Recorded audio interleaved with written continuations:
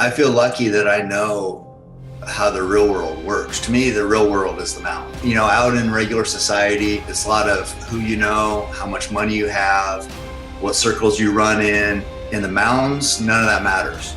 None of that shit matters. The animal doesn't care who you are. The mountains don't care how much money you have. You'll die just like anything else out there. It doesn't really matter. So society can be, it's not real a lot of times. It's a watered down version of surviving, of thriving. You know that when you're out there on a hunt, it's gonna be massively painful. It's completely unpredictable. Is that the thinking when you go out there and put yourself in pain? Hunting has definitely taught me real life lessons of, I'm just gonna have to suck it up, be tough, and get this done. People always say, well, you know, let the animals manage themselves. You know, humans don't need to be involved. And my answer is humans have always been involved. We've always hunted. How do you kind of explain that to people, where your drive comes to just constantly exhaust yourself, to use every second of the day, and just to put in the reps to just be better? How do you describe your version of that? Man, I don't really give myself a choice. The only thing I have to offer is hard work. I don't feel like I have this talent, this natural ability, this professional athlete type skill. So I'm like, well, my thing is I can offer hard work, and I just got to ride that. Yeah, there's going to be challenges. It's going to suck. If this race is going to suck, this train's going to suck, life is going to suck sometimes. But if we just keep grinding, it always gets better. Every person I know that stands out for some reason sacrifices a little more, just a little more than everybody else. And that's why they're great at what they do.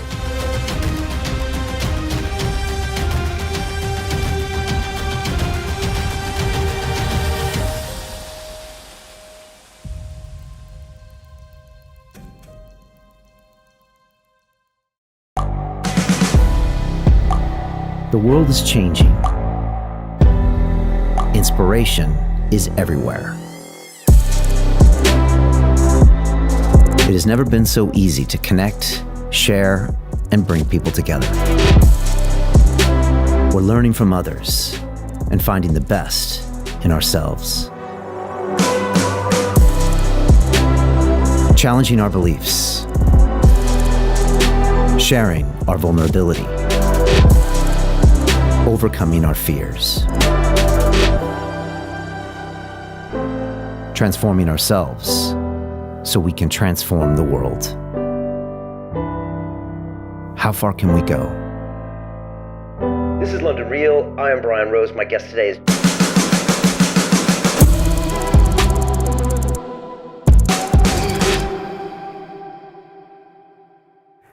This is London Real. I am Brian Rose. My guest today is Cameron Hanes, the endurance athlete, bow hunter, author, and entrepreneur. You have spent the last 35 years of your life pursuing your goal to become the ultimate predator after falling in love with the sport of bow hunting at the age of 20. You are renowned for your intense preparation and fierce training, which includes working out 7 days a week, oftentimes running a marathon a day, all while holding down a full-time job. Your best-selling book, Endure: How to Work Hard, Outlast, and Keep Hammering, breaks down the mental and physical attributes necessary to reach the top, no matter what environment you're in. You believe that there is no shortcut to success and that everybody is capable of pushing themselves further and working harder in order to achieve their goals. David Goggins has described you as one of the toughest men on the planet, while Joe Rogan has called your pursuit of perfection and dedication to fitness superhuman. Cameron, welcome to London Real. Oh, thank you. It's a pleasure to be here. I've been following you for years and love what you do. Love your approach, your attitude, your spirit. Love it. Thank you, man. I really appreciate that. And, you know, I've been hearing your name a lot lately because I'm going through Goggins' latest book. And, you know, he's on his Audible version. He does like a mini podcast in between chapters. And he's talking about you, which was perfect because I was getting ready for this interview. And he's talking about you showing up at his doorstep and taking him out on a run. And, you know, he does the afterword on your book and he says this. And again, I've had Goggins in here in studio, and Goggins he is the real deal. He's one of the most intense guys you ever met. He's a very introverted dude. He's a very serious guy. And he said, quote, "I've trained with many of the toughest and hardest men on the planet, and only one stands out. That one is Cameron Hanes." He says, "I used to think I was out here alone, never thinking someone was out there working as hard as I was. I now know there is another." Those are some strong words, Cameron. I mean, when you hear things like that from David, and you've obviously built a relationship with him, what's that like to hear things like that? Because, that's a big statement. Yeah, I mean, to me, it feels like he's talking about somebody else. I mean, I'm like, oh, that guy sounds like a badass. I wonder who that is, because to me, I know my weaknesses. I know how I hurt every morning when I get up. I know, on a run, I might want to quit, but I just got to keep pushing. And so when he talks about superhuman or whatever it said, or maybe Joe said that, it seems like it's not me, because I know I'm not superhuman. I know I have a lot of weaknesses. So it's a little surreal. Yeah. What I find interesting is when I think of the two of you, I think of David, who obviously had this traumatic childhood, and yours wasn't a walk in the park, and we could definitely talk about that. But, David seems like he's out there taking souls. He's got all this, pent up anger and rage, and, he's working on things through his physical fitness, which I think is amazing. But you're almost a different character, but you're also both putting in similar results.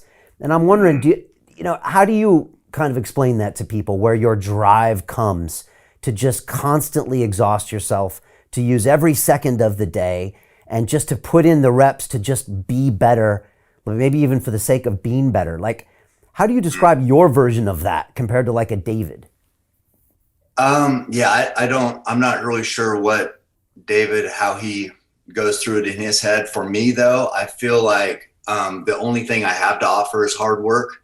I don't feel like, as I talked about in the book, I don't feel like I have this talent, this natural ability, this professional athlete type skill. So I'm like, well, my thing is I can offer hard work, and I just got to ride that. So I just punch that time clock every day, whether it's, for 26 years, it was at a regular 9 to 5. And then I would do everything that I do on the side. I since have retired since the beginning of October. October 3rd was my last day at work. And now it's just same thing, same mindset, punching the clock, but in a different way. And I feel like that's my skill. That's my talent, is that I will outwork people. That works for most people, not for Goggins. Goggins will not be outworked, but that's my goal. And where did that come from? With you, was that something that was always there as a kid, or is it something that you kind of learned?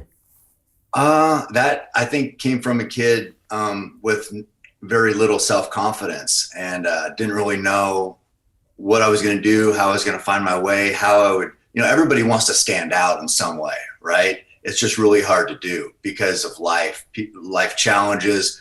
I drank, I probably shouldn't have drank as much as I did. I was young, in my 20s, so I made a lot of mistakes drinking, wrecking trucks, not being a good person.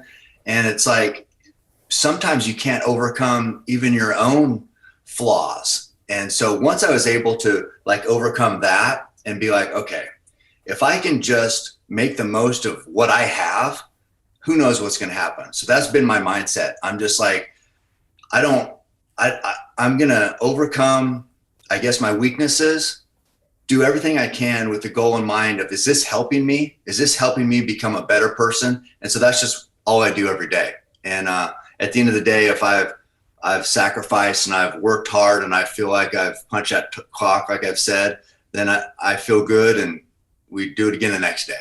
That's been my attitude. Was there something that clicked in you that got you from being the guy that was drinking and wrecking trucks? Because I'm sure there's a lot of guys like that, out where you are, and here for that matter, that never stopped doing that. Was there something that clicked in you to take you on a new path? Yeah, I mean, some people, it's true, never get out of their own way. I mean, it's just, they have spurts where they're doing pretty good, things are going good, and then we just screw up because we're humans, right? And then that cycle repeats.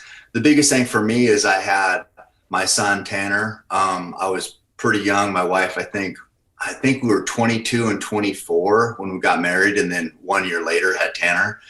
And that was like, okay, now it's just not me being a loser. I didn't want to be a quote loser dad, because now I'm affecting the legacy of, my first child. And I was like, I got to be better. I have people relying on me now. I got to be a quote role model or a good dad.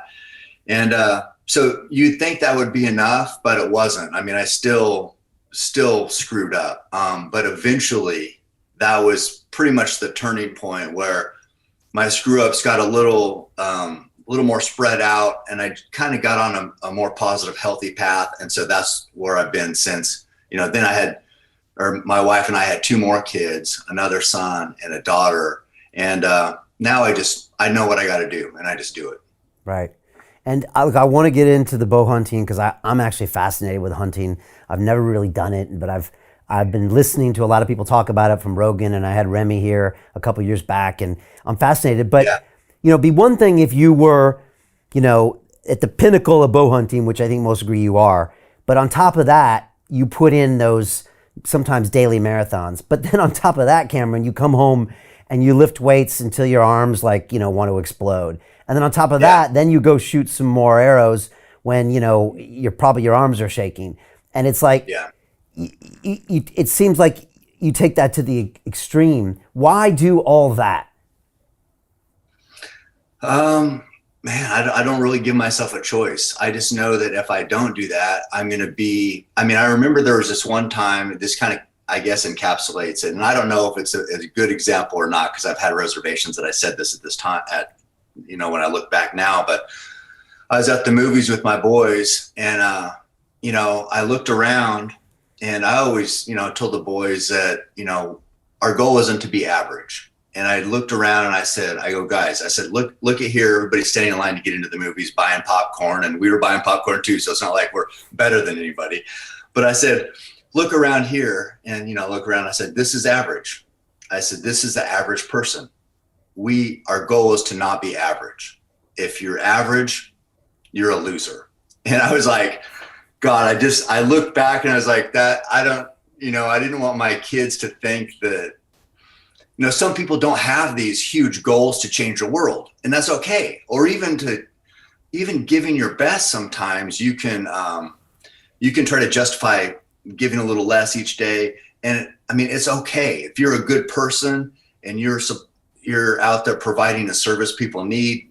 We have people like in Oregon, you pull up to a gas station to get fuel and somebody comes out and pumps your gas, so those people need jobs. We can't pump our own fuel, but those jobs aren't going to change the world, but they're important jobs. So I was like, I had reservations after I said that years later. I was like, maybe being average is okay for some people. Maybe we're all not destined to make this huge mark, and it's okay to be just a good dad and go to work every day and come home and be a good husband. That's okay.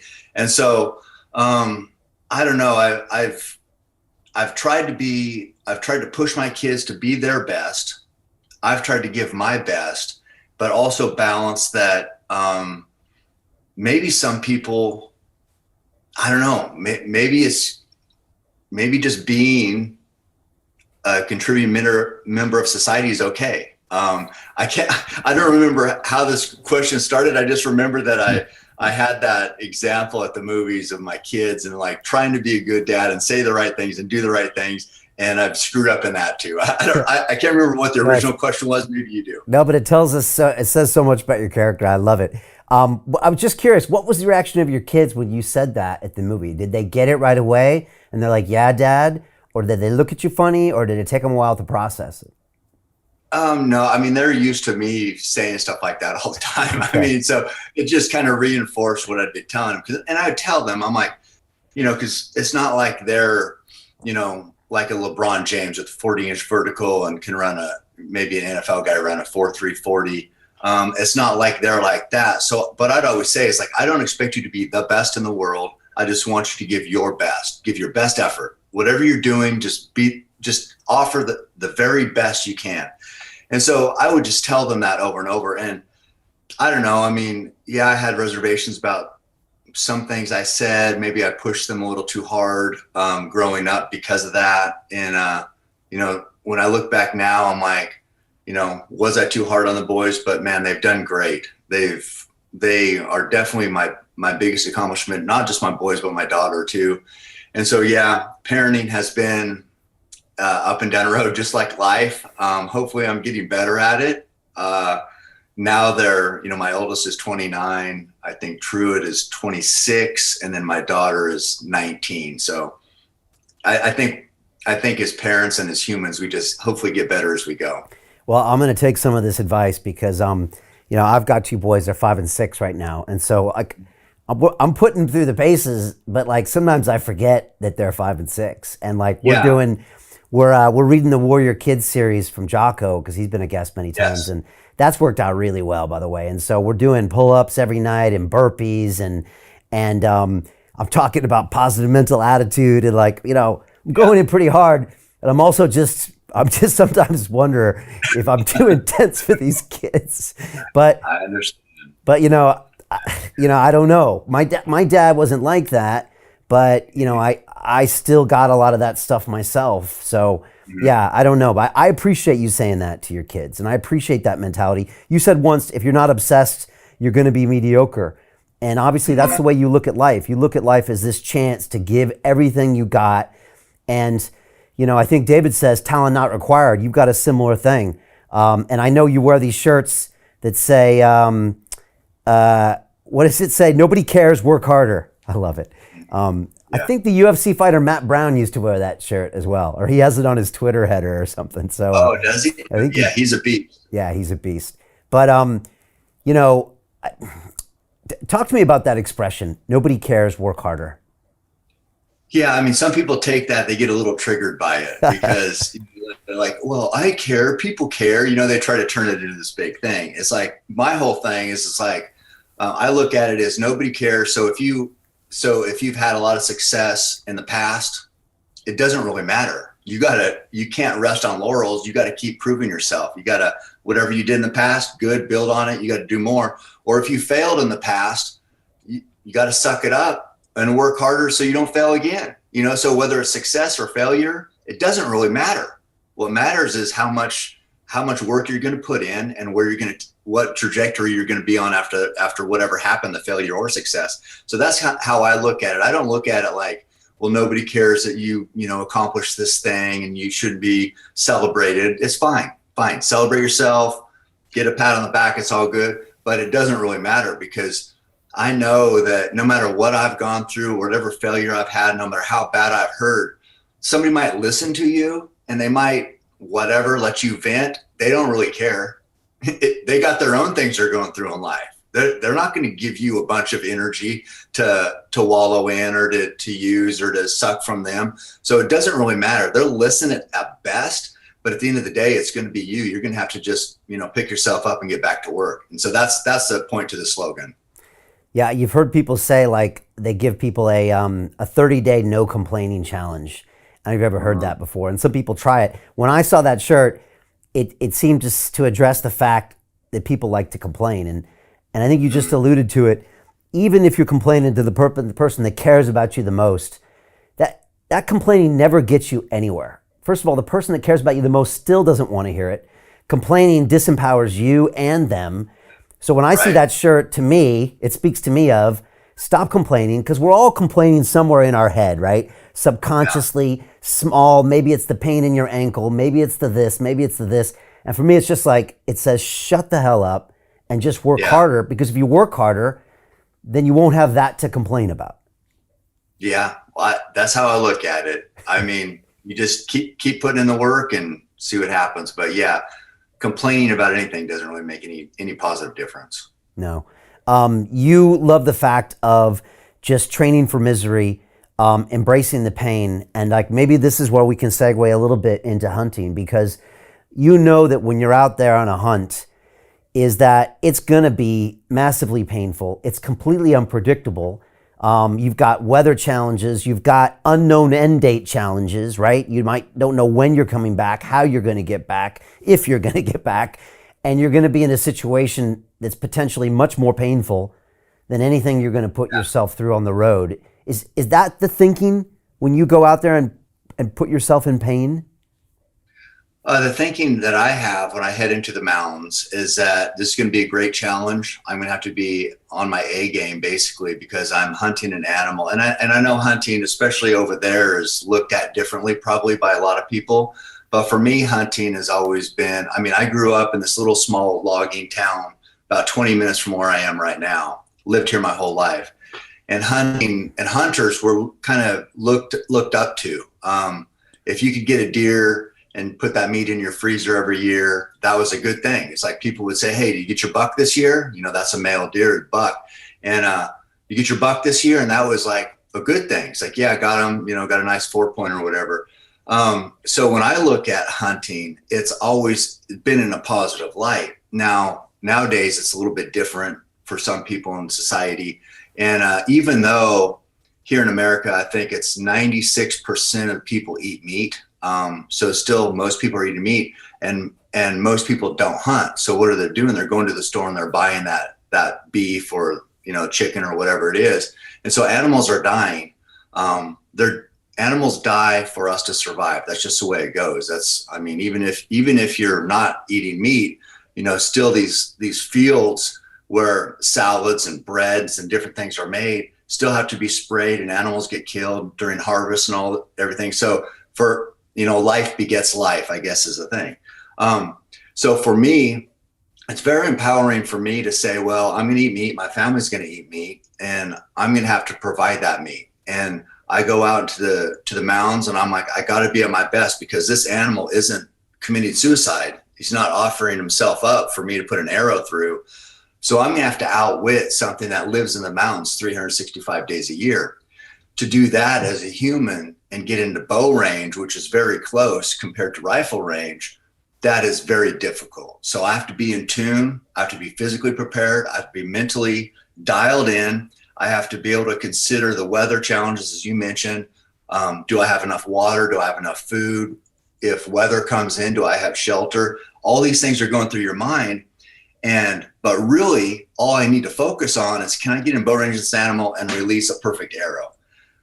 While all this other thoughts are going through your head about sleeping and, like I said, hydration and all this. So it's very taxing. It's very hard. And then when you do get an animal killed, then you have to break that animal down.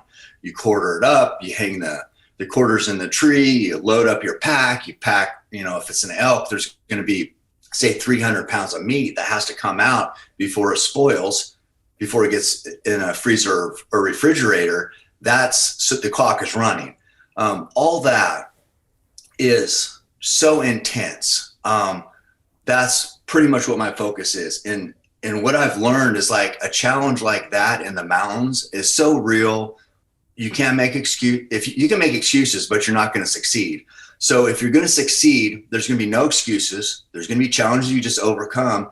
When you get that kill, it's time to work. Nobody cares about your sore, your back hurt.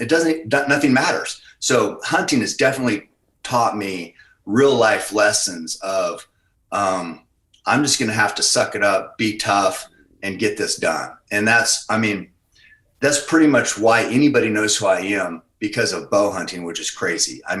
You in London know who I am because I came from a tiny, tiny town where there's 24 or 28 in my graduating class in high school, and came out of that. And now I'm talking to Brian Rose on London Reel. It's just crazy because of bow hunting. But bow hunting has made me who I am. That's a long answer to a quick question, but it's definitely changed my life. So yeah, hunting has been empowering to me. It's fascinating. Just all the details about what makes a bow hunter as opposed to a rifle hunter. But like you said, and all the people with conceptions around hunting. And then you just mentioned the meat. Before we go on, how do you get 300 pounds of meat out of the wilderness? And how much time do you have? But you can't do that in one carry. For sure you can't. No. It's multiple trips. So say, I remember I killed a bull by myself. It was about 10 miles back. So if you're going to get 300 pounds that was kind of a smaller bull. So it was maybe 250 pounds of meat. And then I might have 50 pounds of gear. So it's still 300 pounds. So if you say you make 4 trips with 75 pounds each, that's 4 trips, right? That's to get your 300 pounds out.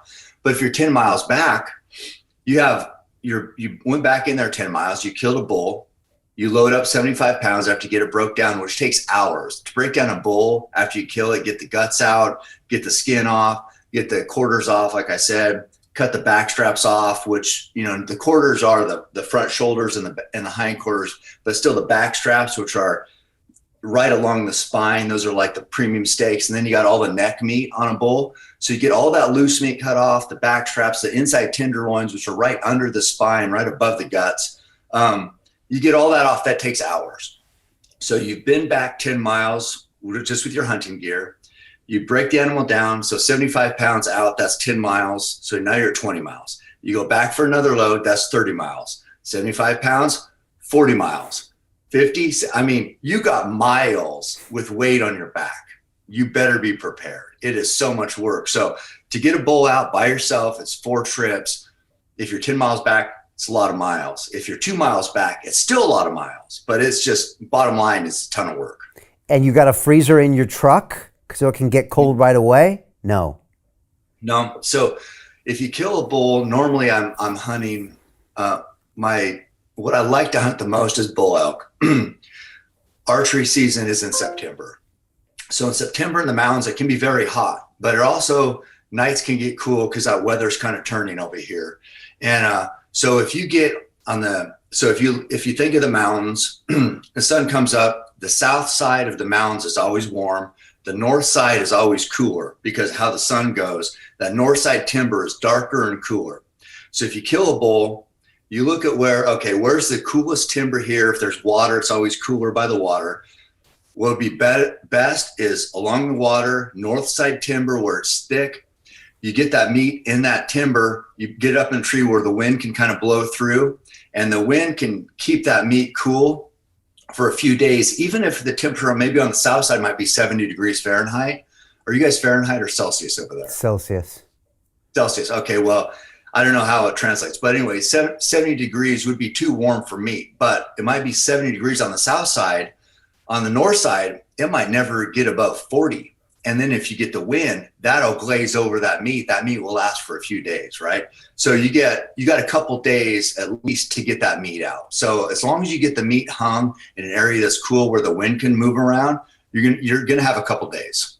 Okay. So that's how that works. And then, okay, so to answer your question, you get it to the truck, and hopefully what I've had to do before is like, if I get it to the truck at the trailhead, I might have to drive to town with that, take it to a processor or somebody who will let me hang the meat in the cooler, and then go back for more. So it just depends on the weather, essentially, is how long that meat will last. If it's cool at the truck, at the trailhead, and I can keep that meat there in the shade and then go back for another trip and get it all out, and then one trip to the processor, we're good to go.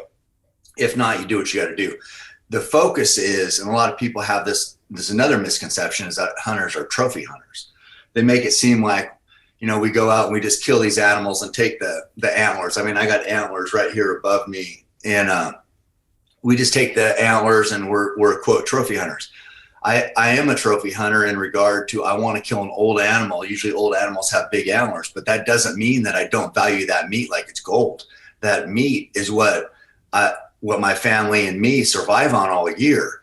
And so, yeah, I like big antlers because I like killing old animals that have served their purpose and passed on the genes and done whatever they needed to do to keep the herd healthy.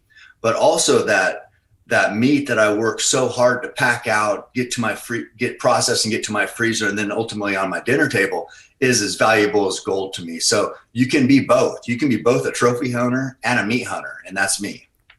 And what do you say to the people who say, Cameron, why are you out there killing these poor innocent animals? Why don't you just leave them alone and let them live? And I mean, I'm sure you've bumped into someone who is offended when they see your Instagram channel or they see the trophy.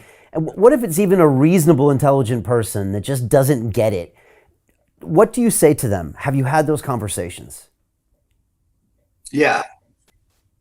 Oh, yeah, all the time. I mean, that's the one thing with hunting. I mean, hunting has always been kind of I guess like an echo chamber type thing, because we had the Outdoor Channel where you could watch hunting shows on TV. We had hunting magazines where hunters would buy it, read the story. That's what I started doing, was writing hunting articles, and people would buy those hunting magazines. But really, you're preaching to the choir. The people who are watching the hunting on TV are hunters. The people who are buying the magazines are hunters. Now with social media is, I reach millions of people, and a lot of them aren't hunters. So now I have to think about, well, how is this being perceived by people who didn't grow up the way I grew up, who didn't grow up looking up to hunters and giving respect to people who filled their freezer on their own, being self-sufficient. So now it's people who were from the city. Hunting has never been part of the culture they've grown up in. How do those people look at my page? I think about that a lot in the words that I write, in the captions and the photos that I share. And yes, an animal dies. That's just a fact of life. A hunter, I think what I like about hunting is that we will accept the fact that there's going to be blood on our hands. We're killing an animal and we're doing it. We're not paying somebody else to do it for us, like what happens when you go buy meat at the store. But I also have to think about, well, if this is being perceived by somebody who hasn't hunted, maybe I need to take time to explain why this is so valuable, why animals can't just manage themselves. People like to say, Mother Nature will take care of itself. If there's too many animals here, they die off, or if there's too many predators, they kill the prey. Then once a prey is gone, the predators will starve because there's not enough prey to sustain them. And that can happen, but it takes a long time, and it really screws up a lot of what we have going. The North American wildlife model, which has been in place for about 100 years, has resulted in more deer, elk, and bear now than there was 100 years ago. And that's biology managing habitat and managing the carrying capacity of the land with the animals, predator and prey. And an example that I'll give of when it's not managed is the moose populations up in Alaska. If the bears aren't kept in check, the black bears and the grizzly, they'll follow the moose around in the snow, and the moose can't get away, and the grizzlies will just kill them. They won't even eat them all. I mean, there's been documented cases of one big boar grizzly, which is a male bear, is a boar, killing, I think it was 30 some moose, and it can't just killing them and letting them lay. So animals don't think about, well, what's best for the herd? What do we need? How many animals do we need to take? That's a wildlife biologist that allocate those tag numbers. And a tag number will be like, okay, for this, the carrying capacity of this land in this area of Alaska, we need this many moose hunted and killed. We need this many bear hunted and killed. And then they can both coexist and both be healthy, have healthy numbers. And so that's what it's all about. It's not just hunters going out and killing all they want. It's tracked very closely. And it's not just, if you take humans out of it, and that's another thing. People always say, well, let the animals manage themselves. Humans don't need to be involved. And my answer is, humans have always been involved. We've always hunted. There's always been hunters. It's only now when people are saying that, well, hunting isn't necessary because we have a beef cow or a lamb or a pig. They're raised to kill. They're raised to provide meat. Wild animals, just let them be. And it's like, well, no, hunters have always had a place in the circle of life in the mountains. It's only till now we're saying, well, maybe we don't really need to have that place out there. It's like, we can't just take us out. We're a key part of that. We're a key part of keeping all that habitat healthy and the animal numbers healthy. And one other thing I'll say is that hunters, all the money that we pay in the hunting licenses and tags, that all goes to habitat restoration, building water sources. Like in the winter, snow will come in, and if the deer get trapped in the mountains, they can't migrate down to lower country to survive. So hunters, some of that money we pay for license and tags goes to, it's called winter migration routes, keeping those migration routes where we're not building houses where the deer normally get out of the mountains and go down to the lowlands. And if there's a big subdivision there, then the deer won't come down, and then they'll die up in the mountains. So it's like all that money goes into things like that. So it's not just hunters out killing whatever they want, murdering stuff, cutting off heads like people have in their mind maybe, that don't really understand it, and then leaving the meat lay and not really caring about the environment. It's the exact opposite. It's hunters care about the animals as much or more than non-hunters. And we understand how this equation works. So you can't really have an Instagram post that says all that, but in little bits and pieces I can put up parts of that and explain parts of it. And I know that it's worked. I know some people are going to look at what I do and just be, write me off and just judge me. But some people are going to look at it and be like, that actually, I never thought about that. That actually makes a little sense. And I've had a lot of those encounters, and actually had a lot of people that have changed their perspective of hunters because of maybe some of the captions and posts that I've made. Yeah, I mean, I can see why somebody from the city or a vegan that's, hanging out in Los Angeles looks at your post and says, well, here's a guy that goes out there to cut a head off and stick it on a wall. But if they actually walk a mile in your shoes, they realize that you have a connection with that animal, almost a strange, sacred relationship with it when you kill it, and it becomes something that feeds your family. And then by being out there in the wilderness, you have this deep connection to the environment and to protecting it, more so than that person in the city who's pointing the finger at you. And the more I listen to you and Joe Rogan and Remy and all these people, even though I haven't been on an elk hunt and I'd love to go at some point, I can see how you guys are, and somehow by killing those animals are actually closer to understanding that than someone who doesn't. So that's the impression I get. And I appreciate you guys taking the time to explain something when I'm sure the natural tendency is, why don't you guys leave us alone, because we've been doing this for a few hundred years, and you guys stick to your Beyond Meat burgers and that, that are killing more animals than I am, and et cetera, et cetera. So I appreciate you doing that. Talk to me about bow hunting, because it's something very different than hunting with a rifle. Why is that something that's really important to you, and how is it different? How do you explain that to people? Well, I think rifle hunting is a good, introduction to hunting. It's longer range, so you can shoot further. You don't have to be like in bow hunting, you're in the red zone of these animals, which are built to survive, as we talked about. And you have to be very close with the rifle. You have extended distance where you can shoot and get a lethal kill on that animal. So it's a little, I don't want to say easier, but it's a different set of challenges. Bow hunting is a very high set of challenge. Why I like bow hunting is because of that challenge, because of that test, because I have to be at my best if I'm going to make that happen.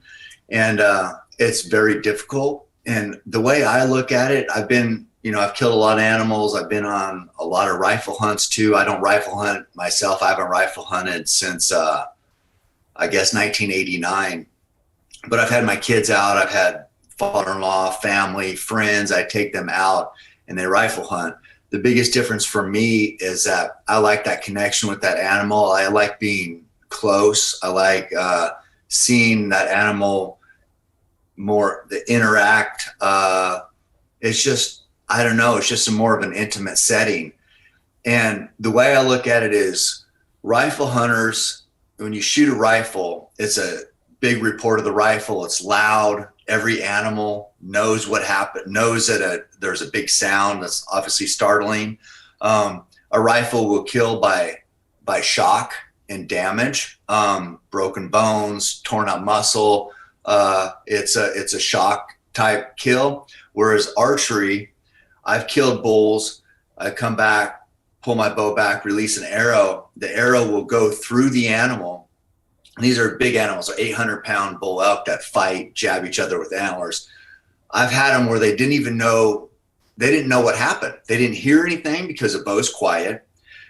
They're used to being jabbed, so they felt something. They may have thought a bull snuck up and hit them with an antler in the side, but they don't really know what happened. And they'll, run off, look around, and then because they're bleeding, because an arrow will kill by hemorrhage and blood loss, you got a razor sharp broadhead on there. So the arrow will go completely through the animal, cause this hemorrhage, but it won't be loud. If I do it right, they'll never know I'm there. The arrow will go through, blood loss happens, blood pressure drops, and dies in seconds, never really knowing what happened. To me, that's what I call an honorable death that the animal deserves. These bull elk that I hunt, I want them to be more than 10 years old, which is a long time in the mountains. And if they've lived 10 years and I can release a perfect arrow and kill them, and they don't I feel like as far as in the wild, it's about as beautiful death as you're going to get, because if it's not by a hunter, it's by a predator. It's by getting too old and weak to find food and starving, or if they can't run because again, they're too old and weak, then a predator basically eats them alive. And a wolf or a bear will start eating generally from the hindquarters, start eating their butt or tearing out their guts because it's soft there on their stomach. Definitely not. I mean, you can imagine that'd be about the worst way to go, right? So a perfectly placed arrow to me is the best option for that animal at that age that's served its purpose. It's not going to get any better in its life. Life isn't going to get any easier. And so when I look at it, that's what I think about as a bow hunter. If I do it right, I'm offering that animal a merciful death. And that's what draws me to bow hunting, just being respectful, honorable, and hunting these animals in a way that I can honor their life, I guess. It's a beautiful thing. And I think it's important for people to realize there are other options for dying, and they're really not pretty. I know we watch those National Geographic things where they're off galloping in the forest, but they don't show, like you said, death by eating or starvation or all these other horrible ways to go. And that's the way they're all going otherwise, right? That's it. I mean, you can look at, there's an Instagram page, Nature is Metal, I think. And I mean, I don't like watching those animals suffer. I mean, but the wild is brutal. It is brutal and unforgiving. And animals have no compassion. I mean, the only predator that has compassion is humans. We're the only ones that care. An animal, that they'll stand there, and I've seen videos of impala standing on all fours, and I can't remember if it's wild dogs or hyenas, but tearing out their guts. They're not dead, but their guts are strewn out on the ground, and those animals are eating them, and the impala is just standing there. And it's like, I couldn't imagine. I mean, it couldn't get any worse. So it's death is never easy. I mean, it's never easy. I don't care. You know, we can talk about humans, animals, whatever. Everybody thinks they're going to live forever. Everybody thinks everybody they care about and love is going to live forever. It's just not going to happen. I mean, life and death is beautiful and brutal and sad and hard and happy and rewarding. It's all of it. But we can't just pretend that the bad things never happen, that death never happens. So if we can accept death, and we know for us to survive, animals are going to die. And if we can say, okay, that's going to happen for me to survive, there's going to be animals die. How can I play a part in this? How can I own this, so to speak, and honor life, or honor death just like I honor life? And so I think that's just a good perspective to have. Now tell me how you get this shot off, because this boggles my mind. I watched a video, I think you went out with Rogan on this incredible hunt where there were elk everywhere. And a couple times you were real close, but you didn't take a shot. And I believe you're looking for like the double lung shot, so you get this super clean kill. Now, again, for me, I mean, it's a dynamic situation. You're super close. Obviously, you're worried about being detected at any moment, and you're trying to fire an arrow in a very specific place. It seems to me like a really tall order to try to do that. Explain how that works. Yeah, it's very difficult. It is, because like I said, these animals are built to survive. And the biggest thing with archery is the wind. I mean, if you don't hunt, you wouldn't think about it like we do. But if that animal, if the wind is at your back and the wind is going towards the animal, you will never kill it, because their nose is their number one source of defense, essentially. So they say you can fool their eyes. Like, they can see movement, and if you don't move, they can be like, okay, maybe I don't know what that was. Maybe just a bird flickering around. So you can fool their eyes, you can fool their ears, you can break something. Elk make a lot of noise. They're big animals, so they're breaking things or kicking rocks. It happens. So you can do that, and they can. To continue watching the rest of the episode for free, visit our website londonreal.tv or click the link in the description below.